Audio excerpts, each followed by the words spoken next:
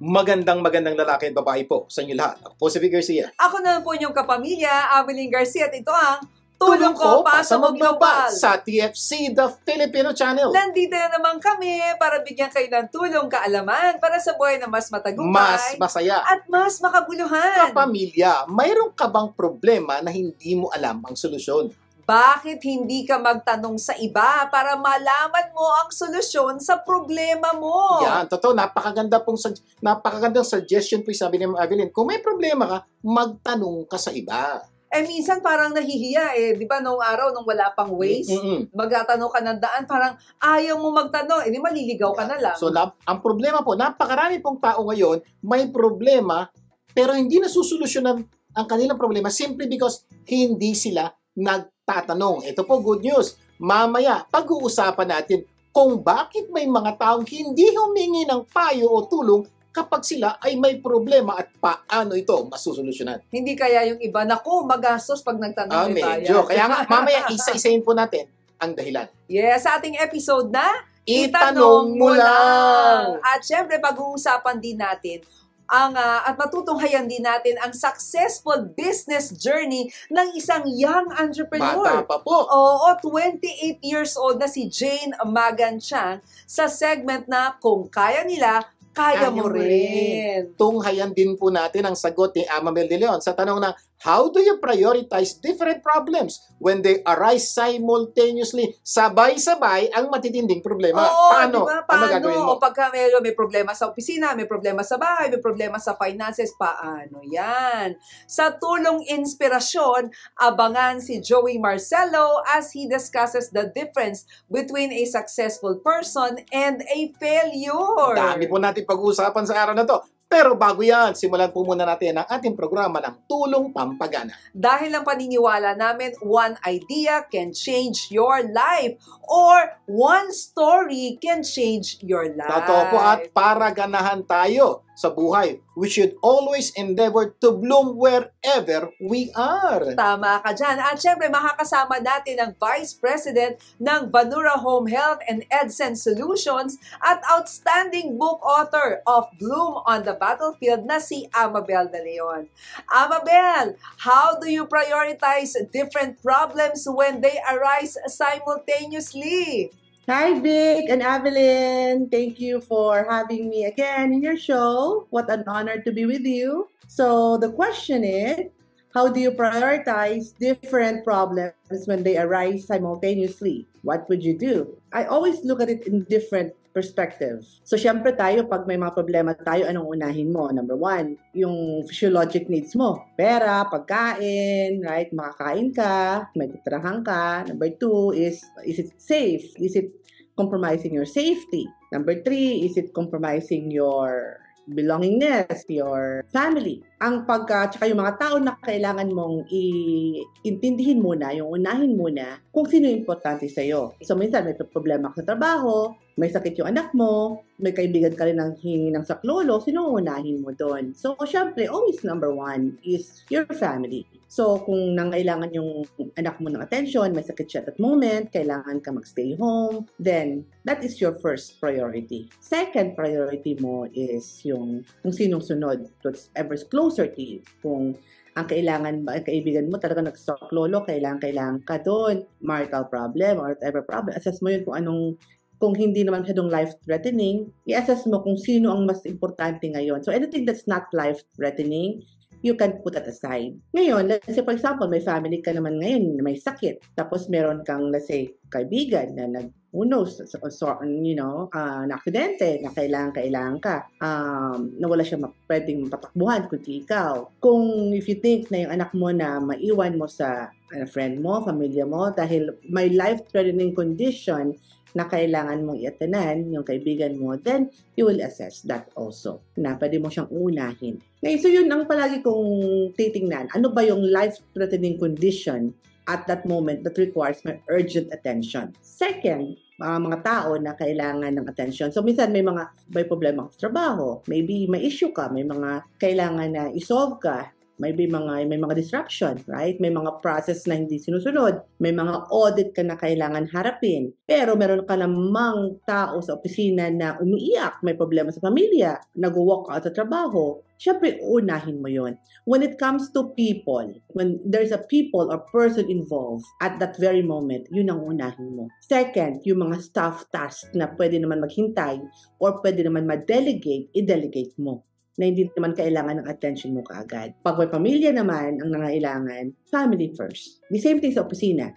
Meron kaming mga problema sa opisina, pero may isang tao na kailangan umuwi dahil may sakit ang anak or kailangan niyang i-attend yung problema sa bahay, kailangan niyang uwian yun. You have to allow them to go home and leave the office because mas importante yun. The work can always wait for the person. So, that's how I always prioritize my problems or the problems or challenges, if you call that, every single day that we go through. And again, whatever you do in your workplace, whatever problems that you face, keep blooming on your battlefield. Maraming salamat, Amabel, for giving us tips on how to prioritize different problems kapag dumating ng sabay-sabay. Kung minsan nangyayari po yan at maganda po yung mga payo po sa atin ni Amabel. Sana ay patuloy tayong ganahan sa buhay, sa ating pinag-usapan. Hatid yan sa atin ng EdSense Solutions. Kaya avail the book Bloom on the Battlefield and Medical and Healthcare Essentials when you visit www.edsensesolutions.com. At para ganahan ka namang kumain, visit Butterberries Cafe Food Truck every Saturday located at Echo Park, 1030 Alpine Street, Los Angeles, California, 90027. Every Sunday naman po from 9 a.m. to 5 p.m. sa Melrose Trading Post naman po sila, 7850 Melrose Avenue, Los Angeles, California. For catering, tumawag lang po Sa sa 323-610-9005 or 323-244-9784. Magbabalik pa ang tulong ko pa sa mga global. Wag BBTO. Tulong ko pasa mo, gaganda ang mundo.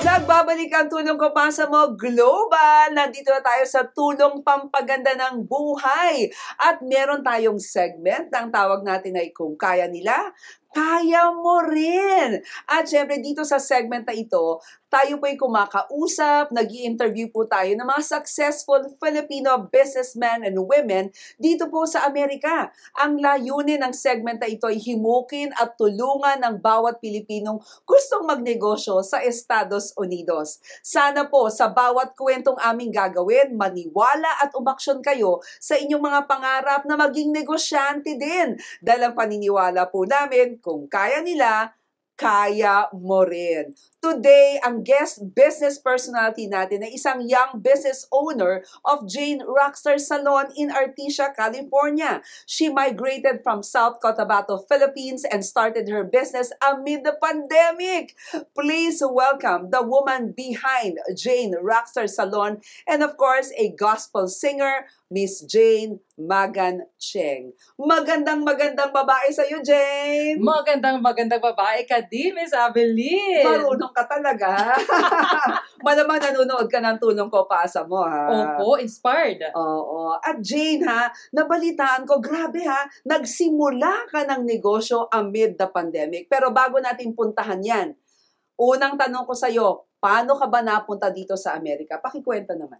So, noong 2013 po, na dumating na kami dito na pamilya ko, unexpected, 25 years yung petition namin, pero finally, na-approve kami. Wow! Opo, so, in-encourage ako ng auntie ko sa San Diego na mag-cosmetology since I actually love doing hair, makeup, and also love singing. So, I went ahead, and after makagraduate ako and makakuha ng lisensya, nag-move na po kami ng pamilya ko sa Long Beach, California. Oh, so meron ka na, may lisensya ka na sa cosmetology at that time. So, anong ginawa mo after that? So, dahil may lisensya na ako, nakapag-start na akong mag-gain ng experience sa mga salon. Nag-start ako as a designer level 1. O namasukan ka sa ibang salon? Opo, namasukan po ako sa iba't ibang salon para syempre makapag-gain tayo ng experience, you know. And expertise. And expertise. No? So after that, what did you do? So dahil diyan, syempre namamasukan pa rin ako sa mga restaurants kasi hindi kasya yung pera Ba, daming racket ha. Oo, maraming Oo. racket po Oo. kailangan. At the same time nagbabanda din ako, at the same time gumagawa din ako ng hair after school and after work ko. So, ibig sabihin, after mo mag-cosmetology, pumasok ko sa college. Pumasok din po ako mag-college. Anong kinuha mo? Kumuha po ako ng economics, 2 years yan. Para makapag-gain po ako ng knowledge sa business. Oo. So, ibig sabihin, meron ka ng cosmetology, nag-aaral ka ng economics, and then at the same time, nagtatrabaho ka sa iba't ibang salon, restaurant. Aba, ibang klase ka, ha? Oo. Pagkatapos niyan, paano ka napunta sa negosyo? Ano bang simula nito? So, nagsimula po ako nung during college, may marami po akong kaibigan, Oo. na gustong magpabuhok. So, naisipan ko, sa garahe ko, may kitchen, naglagay po ako ng konting salon doon. Ibang klase, ha?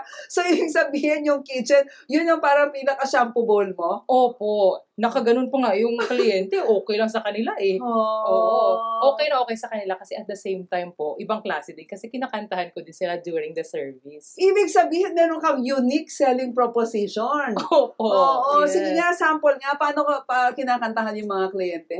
You're worthy of it all.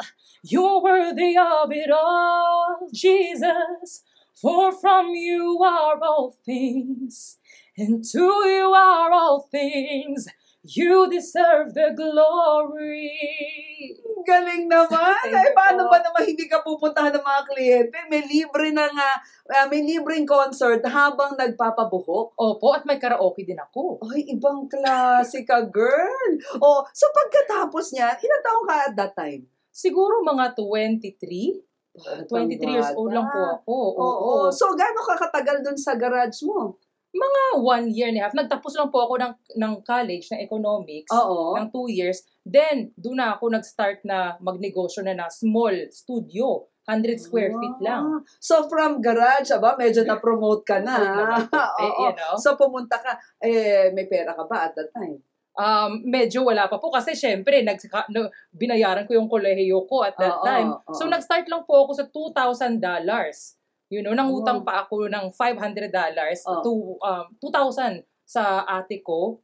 So, nagdeposito ako and $319 yung per weekly ko na Doon renta. sa Salon Row. Sa Salon Row Studio. Oh, studio. So, ibig sabihin, grabe ha, 2,000 lang ang pera mo sa bangko, nanguta ka ng 2,000, magde-deposito ka pa sa renta. Opo. Diba? Tapos nagbabayad ka ng 300 plus a week. That's about 1,200 A month. a month. Opo. O, kamusta naman? May mga pupunta?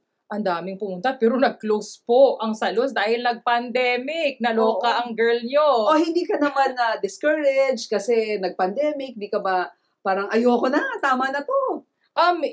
Syempre na-discourage po ako. Sobrang umiyak ako sa Panginoon, Oo. Sabi ko, Lord, ano ba to? Sirado na. Pero the Lord provided. Kasi po, ang mga kliyente ko, walang tigil na tumatawag. So, ang ginawa ko, meron akong 2 malaking bagahe. Nilagay ko sa likod ng car ko. Puno po yun ng hair products. Takbo ako sa kanila. Oo. Drive ako sa kanila. Wala pong excuses. So, Ibang go klase. pa rin. So, ibig sabihin yung mga kliyente, hindi nagpatinag kahit sa pandemic, ha? Hindi po. Oo. So, tuloy-tuloy. So, gaano katagal lang itong Salon Row mo na binabayaran mo ng 300 plus a week? Siguro mga 1 year po. Tapos Oo. para na kaming sardina sa loob ng Sa studio. dami ng kliyente, ha? Oo. So, Tapos, meron na din akong 2 assistant that time na kapag hire na ako. Tapos, nung sardinas na kami, sabi ko, Lord, hindi ako, ayoko na parang sardinas kami. Time na to. So, nakahanap ako ng 800 square feet na. Ay, promoted na. Char. Pero nung nandun ka na, naka-encounter ka ba ng mga challenges or problema? Kasi syempre, di ba, from a garage, napunta ka sa Salon Row, and then dito ka na sa 800 square feet. Anong mga challenges ang sinagupa mo dito? other than challenges sa licensing ng city, syempre yung puhunan ng kapital ng deposito. Noon, 1,200 lang yung deposito. Dito sa 800 square feet, naging 13,000 na. Pero syempre, nakapag-ipon-ipon na tayo during that time. You know? So, powerful pa rin. So, ang daming mga kliyente, from 100 clients nung nasa Salon Row ako, naging more than 1,000 clients na. Ibang klase. So, ibig sabihin, talagang kahit na bagamat marami ka na-encounter na challenges, diba sabi mo nga, ano yung mga challenges mo? Natakot ka noon. Nag-doubt, diba? Nag-doubt ako dahil sa age ko, walang pera, yung ganun. Tapos, pero hindi ka nagpatinag, no? But you decided to really push and have that business. Opo. Hindi po ako nagpatinag kasi po may pangarap ako and naniniwala po ako sa talento ko. Siyempre kakaiba tayo. At the same time, yung mga kliyente ko, bumabalik sila hindi lang dahil sa serbisyo ng buhok nila, pero at the same time, kinakantahan ko sila. Dahil sa kanta mo. Oo. At na-encourage sila. Oo. So, ibig sabihin, habang pinagaganda mo yung buhok, pinagaganda mo rin yung buhay. Oh, praise the Lord. Maybe. Thank you, Lord. Ano na ngayon ang Jane Rockstar Salon? So, from 100 square feet po na Salon Row, ngayon ay nag-extend na kami sa Nails and Spa as well. So, 1,600 square feet na po ang ating salon ngayon. And it is found in Artesia, California, 12146 South Street, Artesia, California. Nako mga kapamilya ha, dalawin nyo, puntahan nyo ha. Hindi lamang kayo pagagandahin yung buhok ninyo, kundi kakantahan ka pa, di ba? At may libre pang words of encouragement mula yan kay Jane. Opo. And of course, if you guys visit and you mention na nakita nyo po ako dito, bibigyan ko po kayo ng diskwento, ng discount. Wow! Nakakatawa naman yan, Jane, ano? And I strongly believe that a lot of people, may desire sila, no? May mga nagtapos din ng cosmetology, meron silang desire na gusto nilang ma-experience yung na-experience mo. Anong maipapayo mo sa ating mga nanonood ngayon, ano, na gusto ring magtayo ng negosyo? So, ang mapapayo ko po sa inyong mga kabataan, matanda, na gustong magtayo ng negosyo, just push it. You know, pag may talento po kayo na binigay ng may kapal, you have to really believe on your talent first. And of course, you have to have love in your talent. Kasi when you have love, everything follows through. So, wag po kayong matakot. You can do it. I can do it. Then you guys can do it too. Wow! Napaka-encouraging naman yan, Jane. And I'm so proud of you, ano. Kaya mga kapamilya, kung ikaw ay nagbabalak magtayo ng negosyo, tingnan mo naman to si Jane. You are what? 28 years old now, 28. Right? 28 years old. Pero siya ngayon ay nagmamay-ari na ng negosyo at hindi lamang nagsimula ka lang sa garage, sa 100 square feet, naging 800, ngayon 1,600 or 1,600 square feet na ang iyong salon. And I'm sure there will be more branches in the future. Diba? Thank you so much for accepting our invitation dito sa Tulong Ko Pasa Mo sa TFC, The Filipino Channel. Mga kapamilya, natunghayan natin ang tulong pampaganda ng buhay dito sa ating segment na kung kaya nila, kaya nyo rin. Kaya ito si Jane. Kung kaya ni Jane, kaya nyo rin. Magbabalik pa ang Tulong Ko Pasa Mo Global. Huwag bibitiw. Pasa mo, gaganda ang mundo.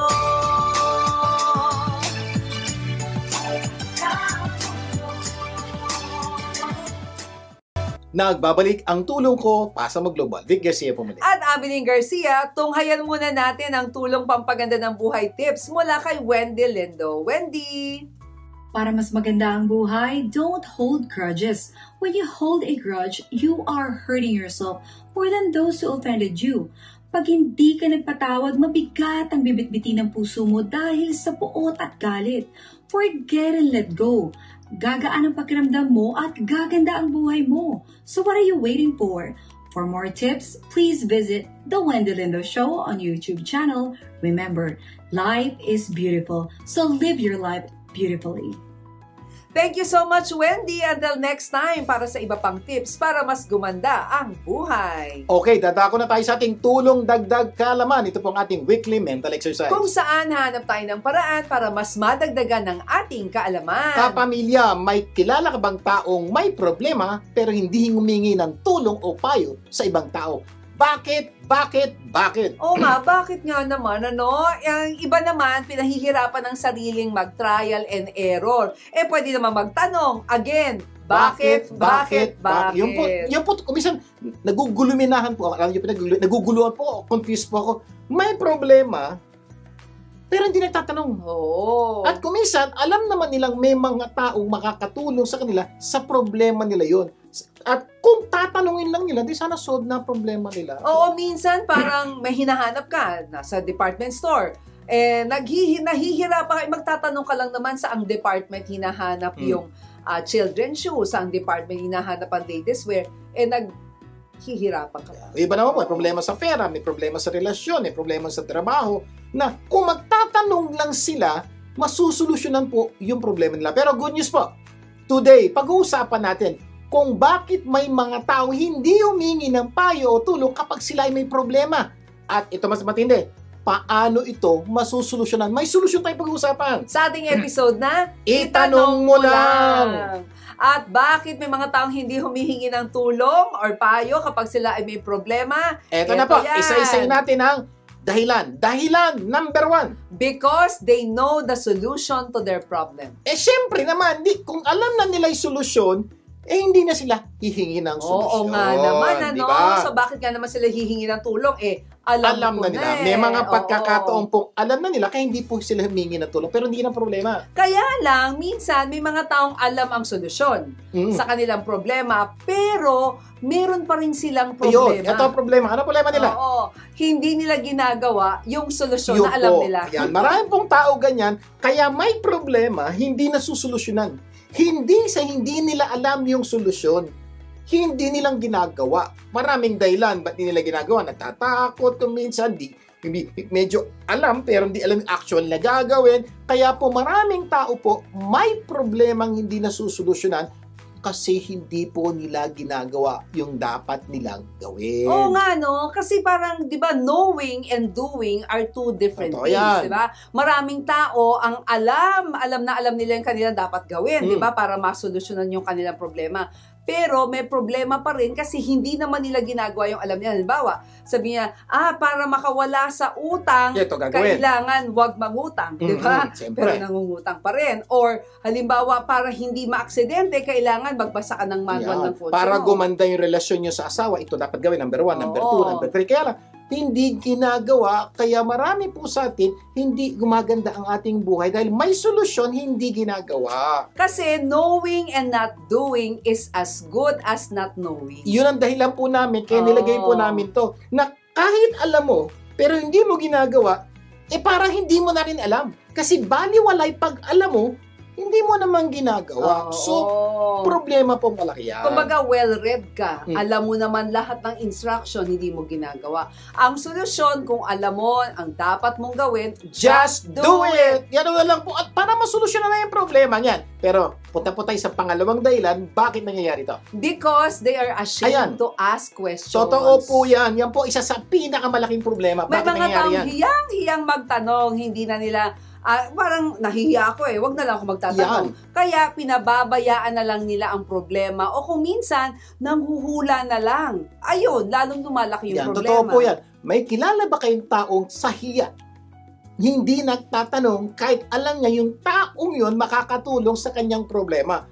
Ito po ang bad news. Meron po at mga taong ganyan na talagang sobrang hiya, hindi makapagtanong, sana na-solve na problema niya. Sinasarili na lang, ano? There is no shame in asking for help, mga kapamilya. It is one of the most courageous things you'll ever do. Kaya po, kapamilya ko, ikaw tong taong tong sa hiya mo, hindi ka makapagtanong, hindi po nakakahiya ang magtanong. Di po.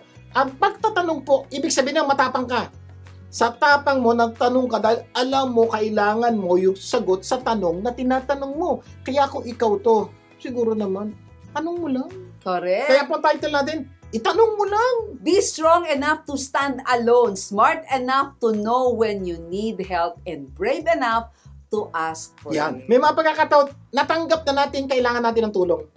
Ang problema, hindi tayo nagtatanong. Kaya po, ano naman ang solusyon natin dito? Itanong mo lang. Kaya ang solusyon, kung nahihiyang magtanong ng face-to-face, i-text mo na lang o i-email mo yung tanong mo. Yan. May mga Oo. pagkakataon po nahiya ka ng face-to-face. May email, may text, pwede. At tawagan mo, hindi kayo nagkikita. So, at least nababawasan yung hiya mo. Kaya na po natin ginagawa to para mabawasan yung problem ng pagkahiya. Pwede mag-email, mag-text, at kung ano pa. Isa pa. Kumbaga, pwede mo ipatanong sa iba. Ayan! Yung ang tanong, pwedeng humanap ng taong pwedeng pakiusapang magtanong. For example, ikaw may problema ka. Oo. Syempre, may close ka kaibigan, Oo. kamag-anak o asawa. May problema ako. Pakitanong Sister, naman. brother, may Oo. problema. Pakitanong naman sa kanya, paano ito? So, hindi na ikaw mahihiya kasi kaibigan mo to. Pero yung kaibigan mo, walang hiya. Walang hiya, di ba? Hindi siya nahihiyang magtanong. So, makukuha mo yung sagot sa tanong mo. Another way. Kahit mahiya ka, may solusyon pa rin. Kaya ang importante, magtanong ka kahit anong paraan. Ang importante ay magtanong ka para malaman mo yung kasagutan. Kaya ang sagot ko po, itanong mo lang. Eto! Ipatanong mo lang kung hindi mo Correct. kaya. Itanong mo sa iba. Oo. Pero bago tayo mag-break, magbibigay-daan muna tayo sa tulong inspirasyon mula sa President and CEO of Santay Barley na si Joey Marcelo. Para sa tulong inspirasyon, have you ever asked yourself this question? Ano ba talaga ang difference between a successful person and a failure? You know, my answer is so simple. Marami nagtatanong sa akin ito. Ang isang successful person, honestly, is also a failure. But he just decided to give it one more try. Sometimes, the only difference is that a person who succeeded just decided, laban pa siguro tayo. Subukan pa natin isang beses pa. You know, ang isang successful na tao, kadalasan dumadaan din yan sa maraming pagsubok. In fact, that person have already failed. Maybe hindi lang isang beses, kundi pa ulit-ulit. But he always give himself a chance to try it again. Or sumubok ng ibang pamamaraan na baka sakali, iba naman ang maibigay sa kanyang resulta. Alam nyo, dati naniniwala ako sa kasabihang, quitters never wins and winners never quits. Until ma-realize ko na sometimes, alam nyo, we need to quit on doing things that are not effective anymore and try to do things that are different. Baka sakali na iba naman ang maging result. Baka sakaling yung result ang mangyari, ito na yung hinihintay natin. Alam nyo, totoo that we should never quit in our dreams. Huwag natin ibababa ang ating mga pangarap just because nahirapan tayo or nag-fail tayo in the past. Baka ang kailangan lang is for us to explore other avenues. Look for other means of doing things. Or sometimes, baka kailangan lang nating baguhin ang pamamaraan kung paano tayo mag-isip. At maaring yan lang ang kailangan nating gawin for us to experience success in life. You know, many years ago, I always believe in this saying that if you want to change your life, you simply have to change the way you think. Nung bata pa tayo, we have a lot of dreams and aspirations to be a doctor, a lawyer, to run our own business. Pero alam nyo, tuwing nakaka-experience tayo ng failure, marami sa atin, binababa na lang natin ang ating mga pangarap. Remember friends, we should hold on to our dreams. Baka hindi natin alam, we are really very close in succeeding. We just need to believe in ourselves, believe in our Creator, and believe that we are given the ability to succeed. Kailangan lang natin is to build that habit of giving it one more try. Always giving ourselves one more chance. That just might be the missing piece of the puzzle for us to experience success and great things in life. And I'm praying that all of you who are watching or listening to us right now will finally find their breakthroughs and success na matagal nyo nang hinihintay. This is Joey Marcelo. Remember, I'm here to inspire you and keep you on fire. Until next time, para sa iba pang tulong, inspirasyon. Maraming salamat, Joey, to inspire all of us and keep us on fire. Naku, nakakatuwa ka naman. Kaya for more information about Santay Barley and Joey Marcelo, please go to their website sa mysantave.com. Sa aming pagbabalik, ipagpapatuloy pa po natin ang ating kwentuhan. Magbabalik pa ang tulong ko para sa mag-global. Huwag bibitiw. Tulong ko asa mo, gaganda ang mundo.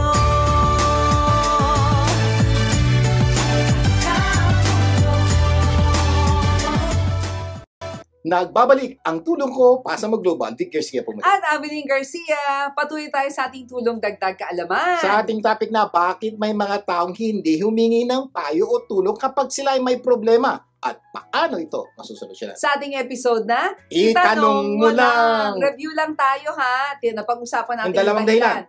Number 1, because they know the solution to their problem. Pero ang problema po, knowing and not doing is as good as not knowing. Kaya po, itanong mo lang at gawin mo. Yes. Number 2, because they are ashamed to ask questions. Ayan.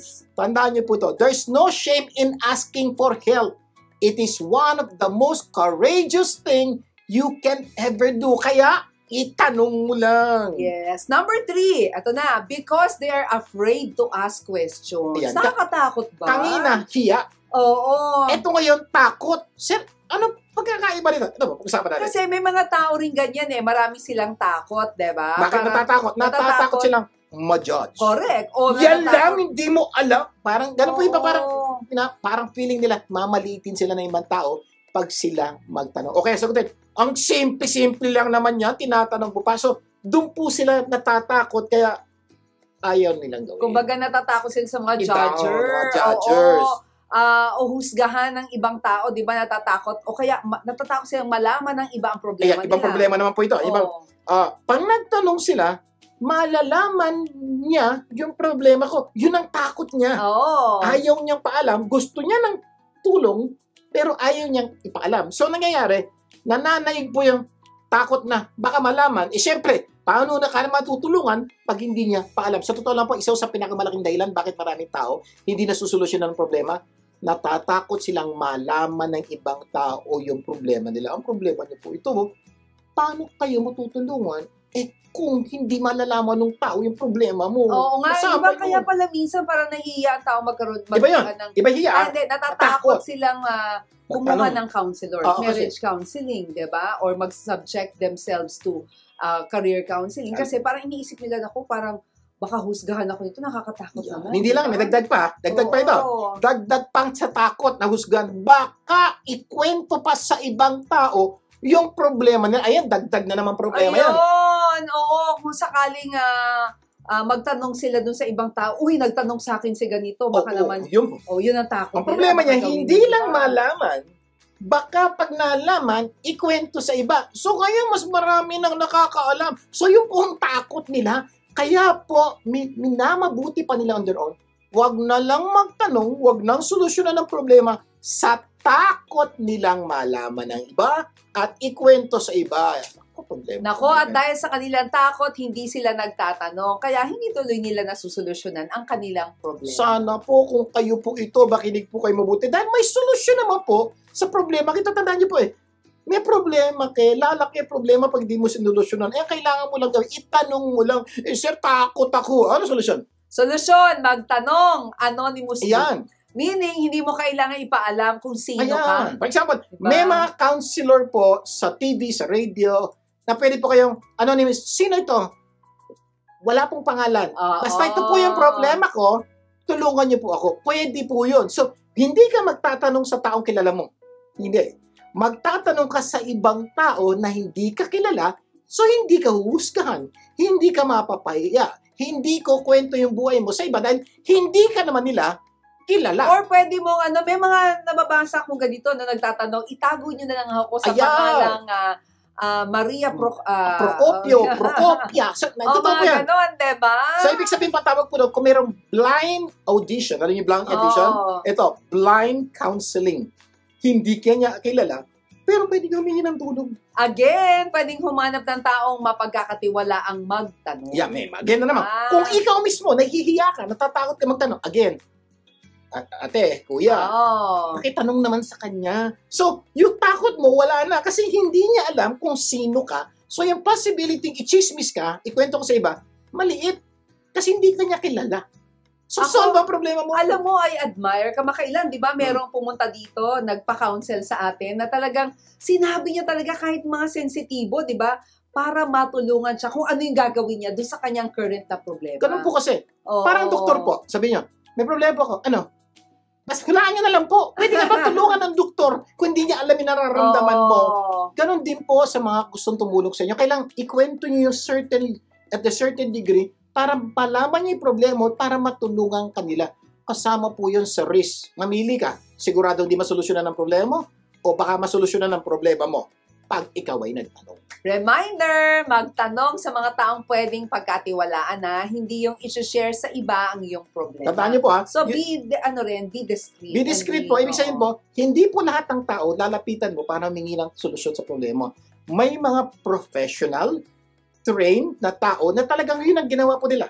Mga counselors po yan, mga spiritual leaders, mga psychologists, psychiatrists, o mga relational expert, financial expert, na meron po silang professional ethics na hindi ikwento sa iba yung problema at hindi ka i-judge. Kumbaga, be choosy. Yun. And be discerning kung kanino mo isi-share yung problema Huwag ka lang mo. kay ate, kay kuya, kay boyfriend, o kaya kay kumpare, doon po kayo mag-ingat. Kasi you're not even sure kung yung share, tinatanungan mo ng tao, matutulungan ka. So, look for professional people. Alam mo, minsan kaya sila natatakot, parang wala naman dapat ikatakot, kaya lang yung pananaw nila nagmumula sa fear. Ano Fear. yung fear? F, false emotions. E, Emotion. false emotions E, appearing A, real. Yes. yan. Yung Oo. Pakiramdam nila, nakakatakot, na feeling nila mangyayari na yun, kinatatakutan nila. Hindi po totoo yun, so kayong matakot. Ay, kaya lang yun ang pinaniniwalaan, kaya natatakot. Siguro ang mas magandang fear ay Ito, F. face everything and L, rise. yan. Harapin nyo yung problema. At pag hinarap nyo, you will rise. Number 4, because they are too proud to ask Ayan, questions. yan naman ang susunod na problema. Kaya hindi sila mapagtanong, ako, magtatanong, labo yan, ano tingin nila sa akin? Mahina? Yan. Oo, kaya ito, hindi na sila humingi Hindi. ng tulong, di ba? May kilala ba kayong ganyan, yung mataas ang pride, no? Hindi na kaya, mayabang Mayabang pa. pa, kaya Oo.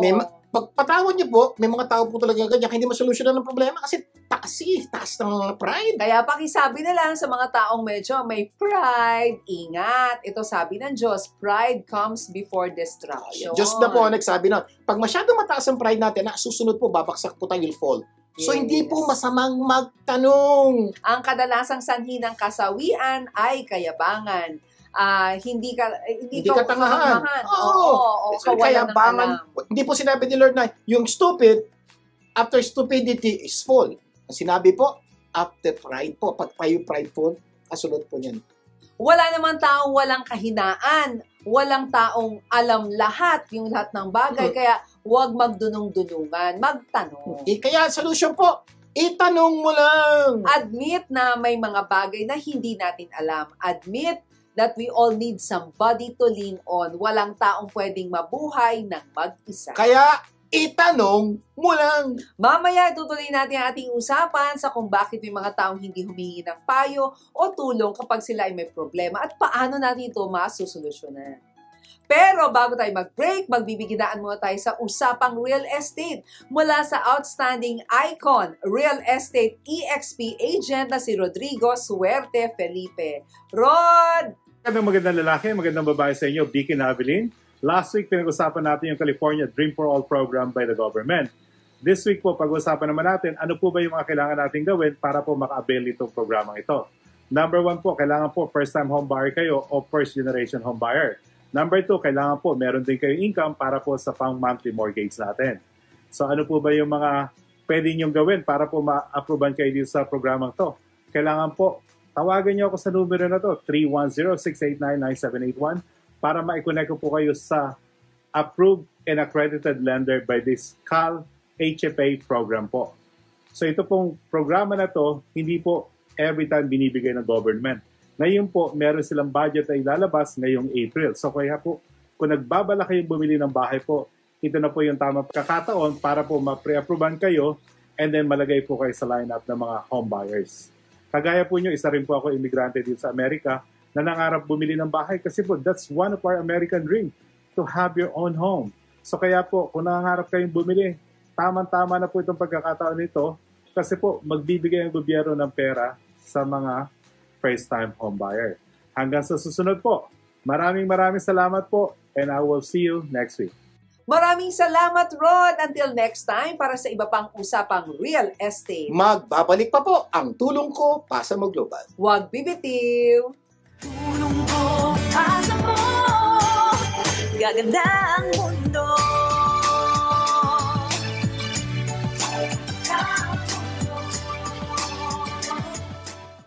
Nagbabalik ang tulong ko Pasa Mo Global. Vic Garcia po balik. At Abilene Garcia, Patuloy tayo sa ating tulong dagdag kaalaman sa ating topic na ano-ano ang dahilan, bakit may mga taong may problema pero hindi humingi ng tulong at paano ito masusolusyonan. sa ating episode na Itanong mo lang. O review tayo ha. Number 1, anong mga dahilan? Ba't hindi sila nagtatanong?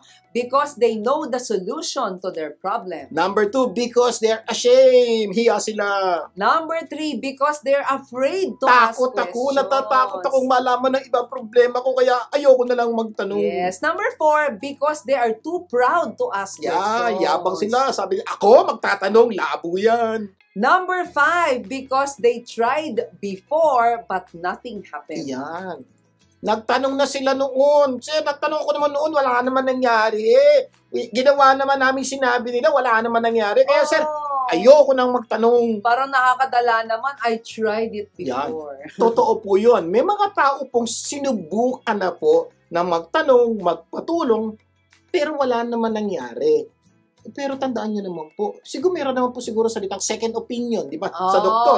Kung minsan di mo type yung doktor, ibig sabihin ba dahil hindi mo type yung doktor, hindi ka na magpapagamot? Hindi. Hahanap ka ng ibang doktor. Tama. For example, may masakit sa'yo. Wala naman nangyari sabi ng doktor na eh. Pagtsatsagaan ko na lang itong sakit na to habang buhay. Hindi mo gagawin yun. Kung di mo gagawin yun sa sakit physically, huwag mo rin gagawin yun sa sakit emotionally, financially. Kung hindi ito nag-work, try to find somebody else who will help you. Or try it again. Hmm. Ang ganda ng sinabi ni Henry Ford, di ba?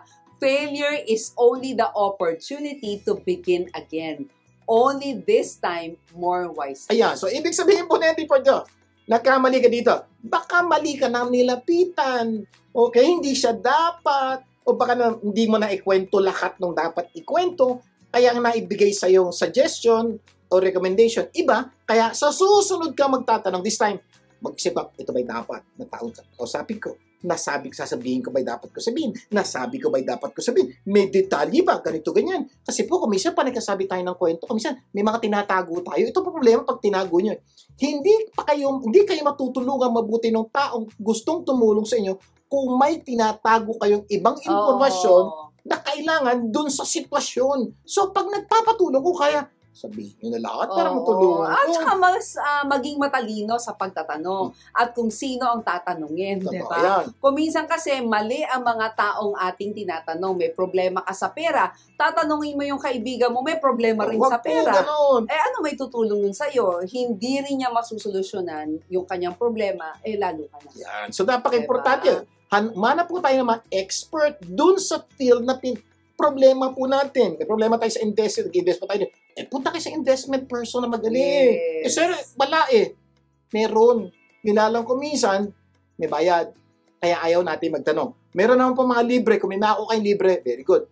Pero kung minsan, kung may bayad, it's worth magbayad kasi yung maibibigay niyang impormasyon, baka makasave sa'yo napakaraming pera o magbigay sa'yo ng maraming pera.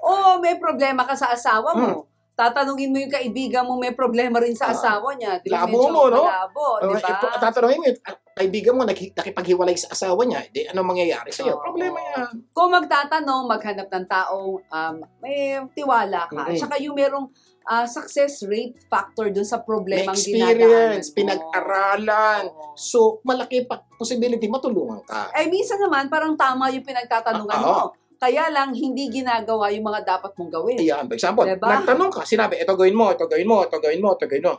Hindi mo naman ginawa. So, hindi na problema nang tinanungan mo yung problema. Ikaw na parang ganito, lumapit sa doktor, Dok, may problema ko yung puso ko, gawin mo to, minum ka ng ganito, gawin mo. After 3 weeks, sumalik ka sa doktor, Dok, nandun pa rin. Tanong ng Dok, ginawa ba yung sinabi ko? Yung ilan lang po, hindi lahat. Hindi pwede. Kumbaga, tumigil ka bago masolusyonan yung iyong problema. Kaya, try Aray, again. hindi pa masamang umulit. Halos Oo. lahat po ng tao naging successful, nag-fail. Pero patuloy po silang umulit, until they succeeded. Kumbaga, magtanong ulit, baka this time maging maayos na ang lahat. If you will not try again, I'm sure you will cry. Dahil hindi masusolusyonan ang problema mo. But, if you try, I'm sure you will fly. Yan, ganda po. No? So, napaka-importante po kung talagang wala nangyayari, subok lang. Tanong mo lang. Yes, remember, you might try and fail, but never fail to try again and again until you gain it. Number 6. Because they don't know where to ask Ayan. for help. So, may Hindi mga nila pagkakataon alam. naman Sir, kailangan ko naman ng tulong. Sana ko hingi ng tulong. Di ko alam. Problema yan. Oo, kaya lang parang hindi nila, parang nawawala sila, di ba? Saan ba ako hihingi ng payo? Ang good news, marami pong tao at organisasyon na ang misyon ay tumulong at magbigay ng payo. Sa mga taong maraming problema, pwede niyong puntahan ng mga ito. Wow. Ano po to? Number 1, lumapit sa mga professional counselors, psychologists, psychiatrists. Ito po ang talagang trabaho nila. Tulungan tayo sa ating mga pinagdadaan. Counselors, coaches, yan po, meron life po. coaches. And again po, meron pong mga libre nito at merong may bayad dito. Kayo na po mamili kung ano po ang gusto niyong gawin. Pero either way po, makakatulong po yan. Sila po yung mga taong nag-aral para magbigay ng payo sa mga nangangailangan. Yan. O kaya naman po, kung minsan po, pwede po kayo punta kayo sa inyong simbahan. Ang mga simbahan po natin, equipped ng po, train po silang mga counselors na tutulong sa mga problema ating pinagdadaanan. Pero higit sa lahat, pwede kayong humingi ng tulong sa Diyos. Ito ang pangako ng Diyos for everyone who asks, receives. The one who seeks, find. And to the one who knocks, the door will be open. Totoo po yan. Sa amin po, marami na kami problema ang pinagdaanan. Humingi po kami ng tulong sa Diyos. Tinulungan po kami ng Diyos. Kumbaga, please ask God's help now. Sana marami kayong natutunan sa ating pinag-usapan. At next week daw, pakarami pa natin pag-uusapan na tunay na magpapaganda ng inyong buhay at ng mga mahal niyo sa buhay. Prayer muna tayo. Amang nasa langit, maraming po salamat sa pagpapaalala niyo po sa amin na hindi po namin alam lahat ng bagay. At may mga pagkakataon po, kailangan humingi kami ng tulong sa iba. Dalangin ko po sa lahat po na nanonood ng programang ito, bigyan niyo po sila ng lakas na loob, ng tapang, na humingi ng tulong sa iba. Pero higit sa lahat, humingi ng tulong sa inyo. Pagpalain niyo po at gabayan lahat ng Pilipino saan mang sulok ng mundo. Lahat ay tidalangin namin sa pangalan ni Jesus. Amen and amen. Laging tandaan ha, kung ano man ang naitulong sa inyo ng programang ito, ipasa mo naman sa iba. Imbitahin niyo po ang inyong mga kapamilya na tumutok sa programang ito sa susunod nating pagsasama. At sama-sama nating pagandahin ang ating buhay. At nang mamahal natin sa buhay. Ako po ang inyong kapamilya, Vic Garcia. Ako naman po si Abilene Garcia. Laging tandaan, sa tulong ko pasa mo global, Gaganda ang mundo. Tulong ko, asa mo, gaganda ang mundo.